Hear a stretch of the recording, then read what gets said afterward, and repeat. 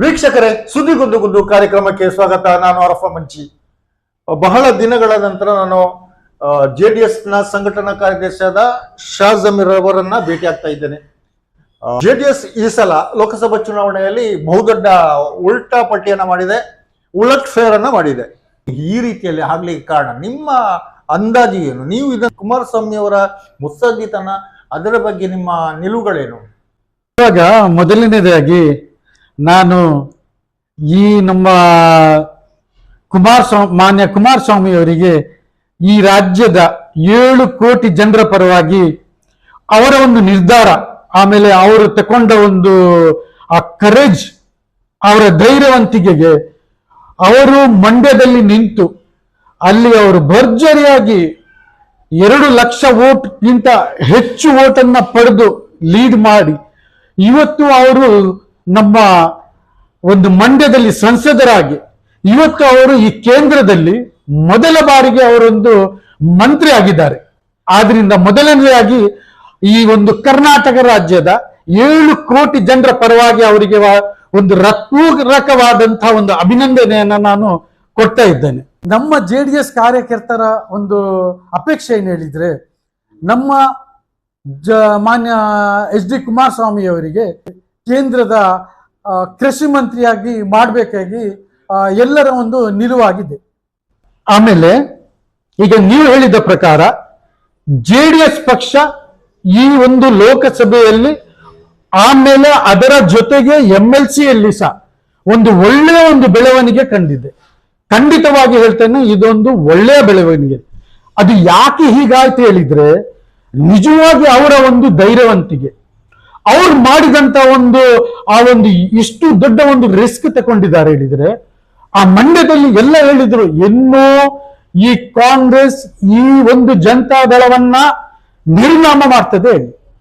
ಆ ಮಾತನ್ನ ಅವರು ಕೇಳಿ, ಆದ್ರೆ ಅವರೇ ಸ್ವಂತವಾಗಿ ಅವರೊಂದು ಈ ಒಂದು ಇದಕ್ಕೆ ಇಂಥ ಒಂದು ದೊಡ್ಡ ರಿಸ್ಕ್ ಅನ್ನ ತಕೊಂಡು ಅಲ್ಲಿ ಅಧಿಕ ಮಟ್ಟದಲ್ಲಿ ಅವರು ಗೆದ್ದು ಅದರ ಜೊತೆಗೆ ನಿಮ್ಮ ಕೋಲಾರ ಜಿಲ್ಲೆಯಲ್ಲಿ ಸಹ, ಆಮೇಲೆ ನೀವು ಈಗ ಹೇಳಿದಾಗೆ ನಮ್ಮ ಈ ಬೆಂಗಳೂರು ಗ್ರಾಮಾಂತರದಲ್ಲಿ 3 ಸಲ ಮಾನ್ಯ DK ಸುರೇಶ್ ಅವರು ಈ ರಾಜ್ಯದ ಉಪಮುಖ್ಯಮಂತ್ರಿ, ಆಮೇಲೆ KPCCಯ ಒಂದು ರಾಜ್ಯದ ಚಾಣಕ್ಯ ಅಧ್ಯಕ್ಷರು, ಅವರ ತಮ್ಮನನ್ನೇ ಅವರು ಒಂದು ಇಂಥ ಒಂದು ಇದರಲ್ಲಿ ಅವರನ್ನ 2 ಲಕ್ಷ ಹೆಚ್ಚು ಮತದಿಂದ ಅವರು ಅಲ್ಲಿ ಮಾನ್ಯ ಕುಮಾರಸ್ವಾಮಿ ಅವರು ಡಾಕ್ಟರ್ ಮಂಜುನಾಥ್ ಅವರನ್ನ ಗೆಲ್ಲಿಸಿದ್ರು. ಇದು ಅವರು ತಗೊಂಡಂತ ಒಂದು ಎದೆಗಾರಿಕೆ ಹೇಳ್ಬಹುದು. ಖಂಡಿತವಾಗಿ ಇದರಲ್ಲಿ ಕೇವಲ ನಮ್ಮ JDS ಗೆ ಮಾತ್ರ ಅಲ್ಲ, ಅದರ ಜೊತೆಗೆ ನಿಮ್ಮ BJP ಪಕ್ಷಕ್ಕೆ ಸಹ ಒಳ್ಳೆಯ ಒಂದು ಲಾಭ ಆಗಿದೆ. ಈಗ ನೀವು ಹೇಳಿದ ಒಂದು ಮಾತನ್ನ ನಾನು ಇಲ್ಲಿ ಪ್ರಸ್ತಾವಿಸಬೇಕಾಗ್ತದೆ. ಸಾಮಾನ್ಯವಾಗಿ ಕಾಂಗ್ರೆಸ್ JDS ಅನ್ನ ಮುಗಿಸುತ್ತೆ ಅನ್ನೋ ಮಾತು ನೀವು ಹೇಳಿದ್ರಿ. ಆದ್ರೆ ಭಾರತದ ರಾಜಕೀಯ ಇತಿಹಾಸದಲ್ಲಿ ನೋಡಿದ್ರೆ ಕಾಂಗ್ರೆಸ್ ಬೇರೆ ಪಾರ್ಟಿಗಳನ್ನ ಮುಗಿಸಿದ್ದು ಬಹಳ ಕಡಿಮೆ, ಕಾಂಗ್ರೆಸ್ ಅನ್ನ ಬೇರೆ ಪಾರ್ಟಿಗಳು ಮುಗಿಸಿದ್ದನ್ನ ನಾವು ಹೇಳ್ಬೋದು. ಆದರೆ ಬಿಜೆಪಿಯ ಗುಣ ಹಾಗಲ್ಲ. ಬಿಜೆಪಿ ಕಾಂಗ್ರೆಸ್ ಸಹಿತ ಎಲ್ಲ ಪಾರ್ಟಿಗಳನ್ನ ಮುಗಿಸ್ತಾ ಬರ್ತಾ ಇದೆ. ಅದಕ್ಕೆ ಹೇಳ್ಬಹುದಾದಂತೂ ಒಂದು ಉದಾಹರಣೆ, ಬಿಹಾರದಲ್ಲಿ ಹೋಗಿ JP ನಡ್ಡಾ ಅವರು ಹೇಳಿದ್ರು, ಏನು ಪ್ರಾದೇಶಿಕ ಪಕ್ಷಗಳೇ ಇರಬಾರ್ದು, ಇದರ ಅರ್ಥ ಅವರನ್ನ ಅವರು ಸಹಿಸುವುದಿಲ್ಲ ಅಂತ. ಈಗ ನೀವು ಹೇಳ್ತಾ ಇದ್ರಿ ಕಾಂಗ್ರೆಸ್ ಮುಗಿಸ್ತಾರೆ, ಜನರು ಹೇಳ್ತಾ ಇದ್ದೀರೋ ಅಂತ. ಮುಗಿಸುವವರು ಬಿಜೆಪಿಯವರು, ಅವರ ಜೊತೆ ನೀವು ಹೋಗಿದ್ದೀರಿ, ನೀವು ಮುಗಿತೀರಿ. ಸ್ಪೆಷಲಿ ಆಗಿ ಕರ್ನಾಟಕ ರಾಜ್ಯದಲ್ಲಿ ಏನಾಯ್ತು ಹೇಳಿದ್ರೆ, ನಾವು ಕಾಂಗ್ರೆಸ್ ಒಟ್ಟಿಗೆ ಇದ್ದವು. ಅಲ್ಲಿಯ ಕೆಲವು ಈ ಬದಲಾವಣೆಗಳು, ಅವರ ಒಂದು ಕೆಲವು ಚಾಣಕ್ಯತನ, ಅದು ನಿಜವಾಗಿ ನಮ್ಮ ಪಕ್ಷಕ್ಕೆ ಒಂದು ಹಿಂಜರಿತವಾಯಿತು.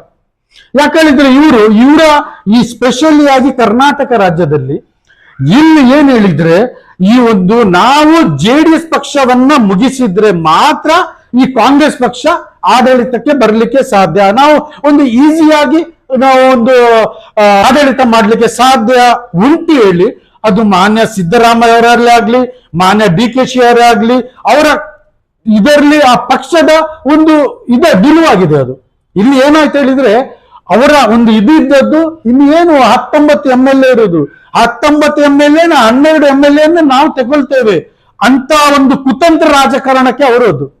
ಆ ಕುತಂತ್ರ ರಾಜಕಾರಣಕ್ಕೆ ಮಾನ್ಯ HD ಕುಮಾರಸ್ವಾಮಿ ಅವರು ಆಗಿರ್ಬೋದು. ಇಲ್ಲಿ ಅಲ್ಪಸಂಖ್ಯಾತರಿಗೆ ಖಂಡಿತವಾಗಿ ಬೇಸರ ಆಗಿದೆ, ನಾನು ಇಲ್ಲ ಹೇಳುವುದಿಲ್ಲ. ಅವರನ್ನ ಸ್ವಲ್ಪ ಆದ್ರೆ ಈ ಅಲ್ಪಸಂಖ್ಯಾತರು ಸ್ವಲ್ಪ ದುಡುಕಿದ್ರು. ಆದ್ರೆ ನಮ್ಗೆ ಇದು ನೋಡಿ, ಯಾವಾಗ ನಮ್ಮ ಈ ಜಾತ್ಯತೀತ ಜನತಾದಳ ಹುಟ್ಟಿತ್ತು ಅದರ ಮೇಲೆ ಅಲ್ಲಿಂದ ಇವತ್ತಿನವರೆಗೆ ನೀವು ಈ ಒಂದು ಸಿಚುವೇಶನ್ ಅನ್ನ ಅರ್ಥ ಮಾಡ್ಕೊಳ್ಳಿ. ಈ ಸಿಚುವೇಶನ್ ದಲ್ಲಿ ನಮ್ಗೆ ನಮ್ಮ ಪಕ್ಷ ಉಳಿಸುವುದೇ ಒಂದು ಭಾರಿ ದೊಡ್ಡ ಒಂದು ಕೆಲಸ ಆಗಿದೆ. ಈ ಪಕ್ಷ ಉಳಿಸ್ಲಿಕ್ಕೆ ಅಲ್ಲಿಂದ ಇಲ್ಲಿಯವರೆಗೆ ನಮ್ಮ ಅರ್ಧ ಜೀವನ ಅಂದ್ರೆ ಈ ಪಕ್ಷದ್ದು ಅದರಲ್ಲೇ ಆಯಿತು. ಆ ಪಕ್ಷ ಉಳಿಸ್ಬೇಕು, ಆಮೇಲೆ ನಾವು ಅದರ ಜೊತೆಗೆ ಆಡಳಿತಕ್ಕೆ ಒಂದು ಪ್ರಾರಂಭ ಮಾಡಬೇಕು. ಅಂಥದ್ರಲ್ಲಿ ಈ ಸಲ ಆದಂತ ಒಂದು ಘಟನೆ ಯಾವತ್ತು ಈ ನಮ್ಮ ಜಾತ್ಯತೀತ ಜನತಾದಳ ಈ ಬಂದ ಮೇಲೆ ಇಷ್ಟರವರೆಗೆ ಈಗ ಆಗ್ಲಿಲ್ಲ. ಇಲ್ಲಿ ಎಲ್ಲ ಸೇರಿ ನಮ್ಮ ಪಕ್ಷವನ್ನ ಮುಗಿಸುವಂತದ್ದು ಆ ಒಂದು ಹುನ್ನಾರ ನಡೆಯಿತು ಇವರಿಂದ. ಇದನ್ನು ಕ್ಲಿಯರ್ ಮಾಡ್ಲಿಕ್ಕೆ ಅಂದ್ರೆ ಆ ಪಕ್ಷವನ್ನು ಉಳಿಸ್ಲಿಕ್ಕೆ ನಮ್ಮ ಮಾನ್ಯ HD ಕುಮಾರಸ್ವಾಮಿ ಅವರು, ಅದರ ಜೊತೆಗೆ ಮಾನ್ಯ HD ದೇವೇಗೌಡರು ಸಮೇತ ಅದಕ್ಕೆ ಒಂದು ಗ್ರೀನ್ ಸಿಗ್ನಲ್ ಕೊಟ್ರು ಮಾನ್ಯ HD ಕುಮಾರಸ್ವಾಮಿ ಅವರಿಗೆ. ಯಾಕೆ ಹೇಳಿದ್ರೆ ಅಂತ ಒಂದು ವಾತಾವರಣ ಈ ಕಾಂಗ್ರೆಸ್ ಪಕ್ಷ ಒಂದು ಸೃಷ್ಟಿ ಮಾಡಿತ್ತು. ಈಗ ಎನ್ಡಿಯಲ್ಲಿ ಕುಮಾರಸ್ವಾಮಿಯ ಮಾತು ಎಷ್ಟು ನಡೀಬಹುದು? ಬೆಂಗಳೂರು ಗ್ರಾಮಾಂತರದಲ್ಲಿ DK ಸುರೇಶ್ ವಿರುದ್ಧ JDS ನಿಂದ ಮಂಜುನಾಥ್ ಅವರನ್ನು ಇಳಿಸ್ತೇನೆ ಅಂತ ಹೇಳಿದ್ರೆ ಅಮಿತ್ ಶಾ ಕೇಳಲಿಲ್ಲ. NDAಯಲ್ಲಿ ನೀವು 3 ಸೀಟ್ಗಳನ್ನು ಇಟ್ಕೊಂಡಿದ್ದೀರಿ, ಅಂಥದ್ದನ್ನು ಎಷ್ಟೋ ಖರೀದಿಸುವ ಶಕ್ತಿ ಅವರಿಗಿದೆ. ಆಗಿರುವಾಗ ನಮ್ಮ ಒಂದು ಮೇಲ್ನೋಟಕ್ಕೆ ಹೇಳೋದು, ಇದು ಕುಮಾರಸ್ವಾಮಿ ಅವರು ಈಗ ಕಾಂಗ್ರೆಸ್ನೊಂದಿಗೆ ಇದ್ದಾಗ ಸ್ವಲ್ಪ ಅವರು ಕಾಂಗ್ರೆಸ್ನಲ್ಲೇ ಒಂದು ಹೊಂದಾಣಿಕೆ ಮಾಡಿಕೊಂಡಿದ್ರೆ ಅವರಿಗೆ ಒಂದು 5-6-7 ಸೀಟ್ ಅವರಿಗೆ ಸಿಕ್ತಿತ್ತು. ನೋಡಿ, ಇವಾಗ ನಾವು ಈ ಲೋಕಸಭೆಯ ಇದರಲ್ಲಿ ಆಮೇಲೆ MLC ಇದರಲ್ಲಿ ಚುನಾವಣೆಯಲ್ಲಿ ಅವರ ಜೊತೆಗೆ ಹೋಗಿದ್ದೇವೆ ಅಲ್ವಾ? ಅದಕ್ಕಿಂತ ಮುಂಚೆ ನಮ್ಮ ಪರಿಸ್ಥಿತಿ ಯಾವ ಪ್ರಕಾರ ಇತ್ತು ಅದನ್ನ ನೀವು ಮೊದಲು ಅರ್ಥ ಮಾಡಿಕೊಳ್ಳಿ. ಆಮೇಲೆ ಇವತ್ತು ನಮ್ಮ ಒಂದು ಪರಿಸ್ಥಿತಿ ಯಾವ ರೀತಿ ಉಂಟು, ವಾತಾವರಣ ಯಾವ ರೀತಿ ಸೃಷ್ಟಿಯಾಗಿದೆ. ಆಮೇಲೆ ಇಲ್ಲಿ ಮಾನ್ಯ HD ದೇವೇಗೌಡರಿಗೆ ನಮ್ಮ ಇಂದಿನ ಪ್ರಧಾನಮಂತ್ರಿ ನಮ್ಮ ಮಾನ್ಯ ನರೇಂದ್ರ ದಾಸ್ ಮೋದಿ ಅವರು ಒಳ್ಳೆಯ ಒಂದು ಇದನ್ನ ಅವರಿಗೆ ಕೊಟ್ಟೆ, ಒಂದು ಗೌರವವನ್ನು ಅವರು ಕೊಡ್ತಾರೆ. ನರೇಂದ್ರ ದಾಮೋದರ್ ದಾಸ್ ಮೋದಿ, ಎಸ್, ಅವರಿಗೆ ಅವರು ದೇವೇಗೌಡರಿಗೆ ಒಂದು ಒಳ್ಳೆಯ ಒಂದು ಗೌರವವನ್ನು ಅವರು ಕೊಡ್ತಾರೆ. ಆಮೇಲೆ ನಮ್ಮ ಇಂದಿನ ಪ್ರಧಾನಮಂತ್ರಿ ಅವರಿಗೆ ಗೊತ್ತಿದ್ದೆ ನಮ್ಮ ಭಾರತ ದೇಶದಲ್ಲಿ ಮುಂಚೆ ನಮ್ಮ ಮಾನ್ಯ HD ದೇವೇಗೌಡರು ಈ ದೇಶದ ಪ್ರಧಾನಮಂತ್ರಿ ಆಗುವಾಗ ಅವರು ಈ ದೇಶದ ರೈತರಿಗೋಸ್ಕರ, ಕೇವಲ ಕರ್ನಾಟಕದ ಹೇಳುವುದಲ್ಲ, ಇಡೀ ಭಾರತ ದೇಶದ ರೈತರಿಗೆ ಅವರು ಯಾವ ರೀತಿಯ ರೈತರಿಗೆ ಒಂದು ಒಳ್ಳೆಯ ಒಂದು ಸಲಕರಣೆಯನ್ನ, ಆಮೇಲೆ ಅವರು ಯಾವ ರೀತಿ ರೈತರಿಗೆ ಬೆಳೆಸಿದ್ದಾರೆ. ಆಡಳಿತಾತ್ಮಕವಾಗಿ ದೇವೇಗೌಡರನ್ನು ಯಾರು ಹೇಳುವುದಿಲ್ಲ, ಕುಮಾರಸ್ವಾಮಿಯನ್ನು ಯಾರು ಹೇಳುವುದಿಲ್ಲ. ನಿಮ್ಮ ಪಾರ್ಟಿ ಹೇಗೆ ಉಳಿಯಬಹುದು ಬಿಜೆಪಿಯೊಂದಿಗೆ ಅಂತ ನಮ್ಮ ಪ್ರಶ್ನೆ. ಅದೇ ನೋಡಿ, ನಮ್ಮ ಪಾರ್ಟಿ ಒಂದು ವೇಳೆ ನೀವು ಹೇಳಿದಾಗೆ ಏನಾದ್ರೂ ಮರ್ಜಿ ಮಾಡುದು ಅಂತ ಇದ್ರೆ ಅದು ಯಾವತ್ತ ನಾವು ಮರ್ಜಿ ಮಾಡ್ಬೇಕು ಅಂತ ಒಂದು ಸನ್ನಿವೇಶ ವಾತಾವರಣ ಸೃಷ್ಟಿಯಾಗಿತ್ತು. ಆ ಸಮಯದಲ್ಲಿ ಸಹ ನಾವು ಯಾರೊಂದಿಗೆ ಮರ್ಜಿ ಮಾಡ್ಲಿಕ್ಕೆ ಹೋಗ್ಲೇ ಇಲ್ಲ. ಕುತಂತ್ರ ನಮ್ಮ ಕಾಂಗ್ರೆಸ್ ಪಕ್ಷ ಇವರು ಮರ್ಜಿ ಮಾಡ್ತಾರೆ, ಅದು ಮಾಡ್ತಾರೆ ಹೇಳಿ ನಮ್ಮ ಕಾರ್ಯಕರ್ತರನ್ನ ಸ್ವಲ್ಪ ಹುರಿದುಂಬಿಸಿ ಆ ಕಾರ್ಯಕರ್ತರನ್ನ ಎಳೆಯುವಂತ ಒಂದು ಕೆಲಸ ಈ ಸಲ ನಮ್ಮ ಈ ಕಾಂಗ್ರೆಸ್ ಪಕ್ಷ ಮಾಡಿದ್ದು. ಆವಾಗಲೇ ನಮ್ಮ ಮಾನ್ಯ HD ಕುಮಾರಸ್ವಾಮಿ ಅವರು ಹೇಳಿದ್ದಾರೆ, ನಾವು ಯಾವುದೇ ಕಾರಣಕ್ಕೆ ಪಕ್ಷವನ್ನ ಮರ್ಜಿ ಮಾಡುವುದಿಲ್ಲ, ನಮ್ಮ ಪಕ್ಷದ ತತ್ವ ಸಿದ್ಧಾಂತವನ್ನ ಹಿಡಿದುಕೊಂಡೇ ನಾವು ಬಿಜೆಪಿಯ ಜೊತೆಗೆ ನಾವು ಮರ್ಜಿ ಮಾಡ್ತೇವೆ. ಯಾಕೆ? ನಮ್ಗೆ ನಮ್ಮ ಪಕ್ಷ ಉಳಿಸುವುದೇ ನಮ್ಮ ಮುಖ್ಯ. ಅದೇ ಒಂದು ವಾತಾವರಣದಲ್ಲಿ ನಾವು ಇವತ್ತು ನಾವು ಬಿಜೆಪಿ ಒಂದು ಸೇರಿಕೊಂಡಿದ್ದೇವೆ. ಆದ್ರೆ ನಮ್ಮ ಪಕ್ಷದ ತತ್ವ ಸಿದ್ಧಾಂತಕ್ಕೆ ಯಾವುದೇ ಅಡ್ಡಿ ಇಲ್ಲ. ಸಂದರ್ಭಕ್ಕೆ ಬೇಕಾದಾಗೆ ನೀವು ಹೊಂದಿಕೊಂಡಿದ್ದೀರಿ ಅಂತ ಅರ್ಥ ಇರೋದು. ನೋಡಿ, ಇಲ್ಲಿ ಏನಾಗ್ತದೆ ಹೇಳಿದ್ರೆ, ಇಲ್ಲಿ ನಮ್ಮ ಈ ಕರ್ನಾಟಕ ರಾಜ್ಯ, ಆಮೇಲೆ ನಿಮ್ಮ ಬಿಹಾರ, ಹೀಗೆ ಕೆಲವು ರಾಜ್ಯದಲ್ಲಿ ಇಂಥ ಒಂದು ವಾತಾವರಣ ನಡೀತದೆ. ಅಂದ್ರೆ ಸ್ಪೆಷಲಿ ಆಗಿ ನಾವೊಂದು ಈಗ ನೋಡಿ, ಲಾಸ್ಟ್ ಟೈಮ್ ನಿಮ್ಗೆ ಗೊತ್ತಿರ್ಬೋದು ವಿಧಾನಸಭಾ ಇಲೆಕ್ಷನ್. ಆ ಇಲೆಕ್ಷನ್ ನಲ್ಲಿ ನಾವು ಎಂಥದ್ದು ಮಾಡ್ಲಿಲ್ಲ. ನಮ್ಮ ಪಕ್ಷ, ನಮ್ಮ ನಾಯಕರು, ನಮ್ಮ ಕಾರ್ಯಕರ್ತರು ದಿನ ಇಡೀ ನಾವು ಹೋರಾಡಿದೆವು. ಆದ್ರೆ ನಮ್ಗೆ ಬಂದದ್ದು ಎಷ್ಟು? 19 MLA. ಹಾಗೆ ನಿಕ್ಕಿಂತ ಮುಂಚೆ ಸಹ ನಾವು ಯಾವತ್ತಿದ್ರೆ ಸಹ ಒಂದು ಲಿಮಿಟ್ ಆಗಿ ಒಂದು 40 ಅದರ ಮೇಲೆ ಹೋಗ್ಲಿಲ್ಲ, ಅದರಲ್ಲೇ ಸೀಮಿತವಾಗಿದ್ದೇವೆ. ಆವಾಗ ನಾವು ಯಾಕೆ ರಾಜಕಾರಣ ಮಾಡುದು? ನಮ್ಗೆ ಅಧಿಕಾರ ಬೇಕು. ಅಧಿಕಾರ ಇಲ್ಲದೆ ಜನರ ಹತ್ತಿರ ಹೋಗ್ಲಿಕ್ಕೆ ಆಗುದಿಲ್ಲ. ಅಧಿಕಾರ ಇದ್ರೆ ಸರ್ಕಾರದಿಂದ ಬರುವ ಸವಲತ್ತನ್ನ ನಾವು ಉಂಟಲ್ಲ ಈ ನಮ್ಮ ಇಲ್ಲಿ ಅವರಿಗೆ ಕೊಡ್ಬೋದು. ಅದಕ್ಕೋಸ್ಕರ ಅಧಿಕಾರಗೋಸ್ಕರ ನಾವು ಕೆಲವೊಮ್ಮೆ ಬ್ಯಾಲೆನ್ಸಿಂಗ್ ಮಾಡ್ಬೇಕಾಗ್ತದೆ. ಅದು ಇಂಥ ಒಂದು ಸನ್ನಿವೇಶದಲ್ಲಿ ಬ್ಯಾಲೆನ್ಸಿಂಗ್ ಮಾಡುವಂಥದ್ದು ಅದು ನನ್ನ ಒಂದು ಅಭಿಪ್ರಾಯ ಪ್ರಕಾರ ಅದು ಸರಿಯಾಗಿದೆ. ಈಗ ಜನರಲ್ಲಿರೋ ಕುತೂಹಲ ಏನಂತ ಹೇಳಿದ್ರೆ, ಸಿದ್ಧಾಂತವನ್ನು ಬಿಟ್ಟದ್ದು ಬಿಜೆಪಿಯ JDS, ಸಿದ್ಧಾಂತವನ್ನು ಬಿಟ್ಟದ್ದು ಬಿಜೆಪಿ, ಸಿದ್ಧಾಂತವನ್ನು ಬಿಟ್ಟದ್ದು ಬಿಜೆಪಿಯ JDS, ಸಿದ್ಧಾಂತವನ್ನು ಬಿಟ್ಟದ್ದು TDPಯ ಬಿಜೆಪಿಯ, ಸಿದ್ಧಾಂತವನ್ನು ಬಿಟ್ಟದ್ದು YSR ಕಾಂಗ್ರೆಸ್ ಬಿಜೆಪಿಯ, ಸಿದ್ಧಾಂತವನ್ನು ಬಿಟ್ಟದ್ದು ಏನೆಲ್ಲ ಪಕ್ಷಗಳಿವೆ ಪ್ರಾದೇಶಿಕವಾಗಿ ಹಿಡಿದುಕೊಂಡು ಇವತ್ತು ಅಧಿಕಾರಕ್ಕೆ ಬಂದಿದೆ ತದ್ವಿರುದ್ಧ ನೋಡಿ. ಈಗ ದೇವೇಗೌಡರು 4% ಮೀಸಲಾತಿ ಕೊಟ್ಟರು. ಯಾರಿಗೆ? ಮುಸ್ಲಿಮರಿಗೆ ಕೊಟ್ಟರು ಅಲ್ವಾ? ಅಲ್ಲಿ TDP ಕೂಡ ಮುಸ್ಲಿಮರಿಗೆ ಮೀಸಲಾತಿ ಕೊಟ್ಟಿತ್ತು. ಆಗ TDP ಅವರು ಈಗಲೂ ಹೇಳೋದು ಅದು ಸಾಮಾಜಿಕ ನ್ಯಾಯವನ್ನು ಕೊಟ್ಟದ್ದು, ನಾವು ಇದನ್ನಲ್ಲ ಏನೋ ಓಲೈಕೆ ಅಲ್ಲ ಅಂತ ಹೇಳಿದರು. ಬಿಜೆಪಿಯವರು ಬದ್ಧವಾಗಿ ಮುಸ್ಲಿಮರ ಓಲೈಕೆ ಆಗ್ತದೆ ಅಂತ ಕಾಂಗ್ರೆಸ್ ಅನ್ನು ಹೇಳೋದು. ನಾನು ನಿಮ್ಮ ಸಿದ್ಧಾಂತದ ಬಗ್ಗೆ ಮಾತಾಡೋದಕ್ಕಿಂತ ಬಿಜೆಪಿಯವರ ಸೈದ್ಧಾಂತಿಕ ನೆಲೆಗಟ್ಟು ಏನು, ಅಧಿಕಾರ ಮಾತ್ರನ? ಒಂದು ವೇಳೆ ಅಧಿಕಾರ ಮಾತ್ರ ಅಂದ್ರೆ ನೀವು ಅವರೊಂದಿಗೆ ಸೇರಿ ಅಧಿಕಾರ ಅನುಭವಿಸೋದಕ್ಕೆ ನೋಡುದಲ್ವಾ? ಸರಿ, ಇವಾಗ ಇಲ್ಲಿ 4% ಮೀಸಲಾತಿ ಯಾರು ಕೊಟ್ಟದ್ದು? ಇಡೀ ಭಾರತ ದೇಶದಲ್ಲಿ ನಮ್ಮ ಮಾನ್ಯ HD ದೇವೇಗೌಡರು ಅಲ್ವಾ? ಹಾಗೇನೆ ಇಲ್ಲಿ ಇವಾಗ ಚಂದ್ರಬಾಬು ನಾಯ್ಡು ಅವರು 4% ಮೀಸಲಾತಿ ಕೊಡ್ತೇನೆ ಅಂತ ಹೇಳಿದ್ದಾರೆ. ಅವ್ರು ಕೊಡ್ಬೋದು ಅಲ್ಲ, 20 ವರ್ಷಗಳಿಂದ ಕೊಡ್ತಾ ಇದೆ, ಅದನ್ನ ಮುಂದುವರಿಸ್ತೇನೆ ಅಂತ ಹೇಳಿದ್ದಾರೆ ಅವರು ಅಲ್ವಾ? ಇಲ್ಲಿ ನೋಡಿ, ಇವತ್ತು ಬಿಜೆಪಿ ಅವರೊಂದಿಗೆ ಎಲ್ಲ ಸರಿಸಮಾನವಾಗಿ ಅವರಿಗೆ ಬೇಕಾದಷ್ಟು MP ಅವರ ಹತ್ರ ಇಲ್ಲ. ಇವತ್ತು ಅವರು ಗಠಬಂಧನ್ ಸರ್ಕಾರ ಮಾಡ್ತಾ ಇದ್ದಾರೆ. ಇಲ್ಲಿ ನಾನು ನಿಮ್ಗೆ ಹೇಳ್ತಾ ಇದ್ದೇನೆ, ಮುಂಚೆ ಸಹ ನಾವು ಈ MLA ಎಲೆಕ್ಷನ್ಗಿಂತ ಮುಂಚೆ ಮಾನ್ಯ HD ಕುಮಾರಸ್ವಾಮಿ ಅವರು ನಾವು ಈ ಒಂದು ಅಧಿಕಾರಕ್ಕೆ ಬಂದ್ರೆ ಮೀಸಲಾತಿಯನ್ನ ಮುಸಲ್ಮಾನರಿಗೆ ಕೊಡ್ತೇವೆ ಅಂತ ಅವರೇ ಹೇಳಿದ್ದಾರೆ.